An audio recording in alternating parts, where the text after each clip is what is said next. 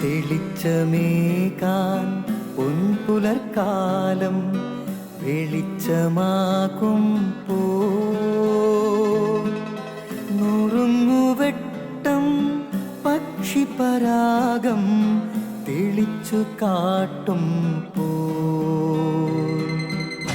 വരുന്നു ദൈവം മനസ്സിനുള്ളിൽ തിളക്കമേകിടാൻ,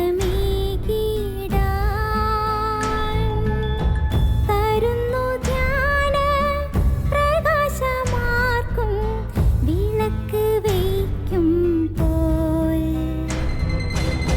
നുറുങ്ങുവെട്ടം ഇറങ്ങിടട്ടെ ഹൃദന്തമെല്ലാം യുഗപ്രകാശത്താൽ. മറഞ്ഞിടട്ടെ മനാന്ധകാരം യുഗപ്രസാദത്താൽ. നുറുങ്ങുവെട്ടം.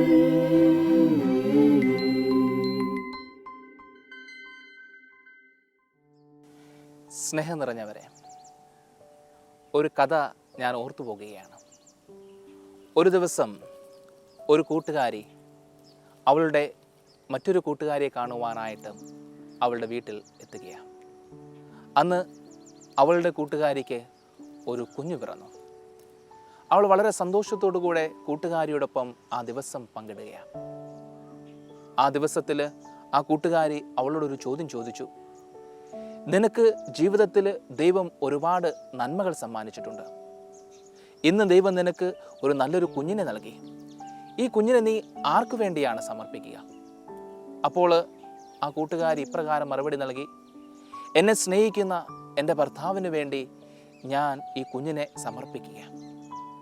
ഇത് കേട്ടപ്പോൾ മറ്റേ കൂട്ടുകാരി അവളോട് ഇപ്രകാരം മറുപടി നൽകി, നിന്റെ ജീവിതം നീ നിന്റെ ഭർത്താവിന് വേണ്ടി സമർപ്പിച്ചു. നിനക്ക് ലഭിച്ച ഈ കുഞ്ഞിനെ നീ ഭർത്താവിന് വേണ്ടി സമർപ്പിക്കുക. പക്ഷേ നിന്റെ ഭർത്താവ് നിനക്ക് എന്താണ് സമ്മാനിച്ചിട്ടുള്ളത്? ഈ ചോദ്യം അവളെ വല്ലാതെ അലട്ടുകയാണ്. വൈകുന്നേരമായപ്പോൾ അവളുടെ കൂട്ടുകാരി അവളുടെ സ്വന്തം വീട്ടിലേക്ക് മടങ്ങിപ്പോകുകയാണ്. പക്ഷേ ആ നിമിഷം മുതൽ ആ കുട്ടിയുടെ മനസ്സിൽ, ആ സ്ത്രീയുടെ മനസ്സിൽ ഈ ഒരു ചിന്ത മാത്രം ഉണ്ടായിരുന്നുള്ളൂ. എൻ്റെ ഭർത്താവിൽ നിന്നും എനിക്ക് എന്താണ് കിട്ടിയിട്ടുള്ളത്? ഈ ഒരു ചോദ്യം അവളെ വല്ലാതെ അലട്ടുകയായിരുന്നു. വൈകുന്നേരമായപ്പോൾ അവളുടെ ഭർത്താവ് അവളുടെ വീട്ടിൽ തിരിച്ചെത്തി. അവൾ വളരെ ഗൗരവത്തോടു തന്നെ ഭർത്താവിനോട് ചോദിച്ചു, നിങ്ങൾ എനിക്ക് എന്താണ് ഇതുവരെ നൽകിയിട്ടുള്ളത്? ഈ ചോദ്യം അവരുടെ ജീവിതത്തിലെ ഏറ്റവും വലിയൊരു പ്രശ്നമായി തീർന്നു. ഈ ചോദ്യം ചെന്ന് അവസാനിച്ചത് കുടുംബ കോടതിയിലും പിന്നെ വിവാഹമോചനത്തിലുമാണ്. അതേ പ്രിയപ്പെട്ടവരെ, ആ സ്ത്രീയുടെ അല്ലെങ്കിൽ ആ സഹോദരിയുടെ ജീവിതത്തിലെ തകർച്ചയ്ക്ക് ഏറ്റവും വലിയ കാരണം എനിക്ക് എന്ത് കിട്ടി എന്നുള്ള ചോദ്യത്തിലായിരുന്നു. പലപ്പോഴും നമ്മുടെ ജീവിതത്തിൽ ഈ തകർച്ചകൾക്കൊക്കെ കാരണം നമ്മുടെ ജീവിതത്തിൽ മറ്റുള്ളവരിൽ നിന്നും എന്ത് കിട്ടി എന്നുള്ള ഒരു ചിന്തയാണ്. പലപ്പോഴും നാം ചിന്തിക്കേണ്ട ഏറ്റവും വലിയൊരു സത്യം, ക്രിസ്തു എല്ലാവർക്കും എല്ലാമായി തീർന്നവനാണ്. കാഴ്ചയുടെയും ഈ ലോകത്തിൻ്റെയും എല്ലാവരുടെ മുമ്പിൽ ദൈവത്തിൻ്റെ പുത്രനായി വന്നിട്ടും അവൻ എല്ലാവർക്കും എല്ലാമായിട്ട് പൂർണ്ണമായി വിട്ടുകൊടുത്തുകൊണ്ട് ക്രിസ്തു ജീവിച്ചു. മരണത്തിൻ്റെ അവസാന വിനായികയെ പോലും ഒന്നും സ്വന്തമായി ഇല്ലാതെ അവൻ അവൻ്റെ ജീവിതം തന്നെ പൂർണ്ണമായിട്ടും മറ്റുള്ളവർക്ക് വേണ്ടി വിട്ടുകൊടുത്തു.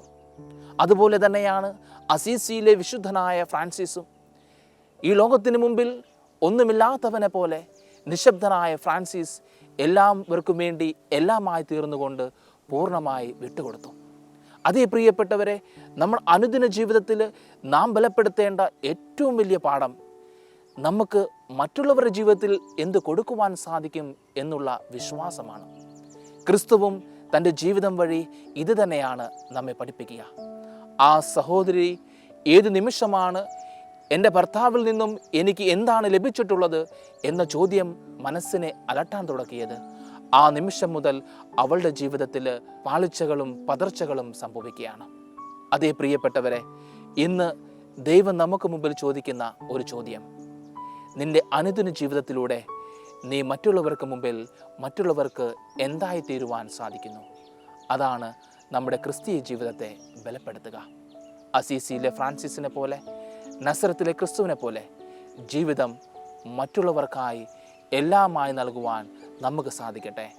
ദൈവം നമ്മെ സമൃദ്ധമായിട്ട് അനുഗ്രഹിക്കട്ടെ.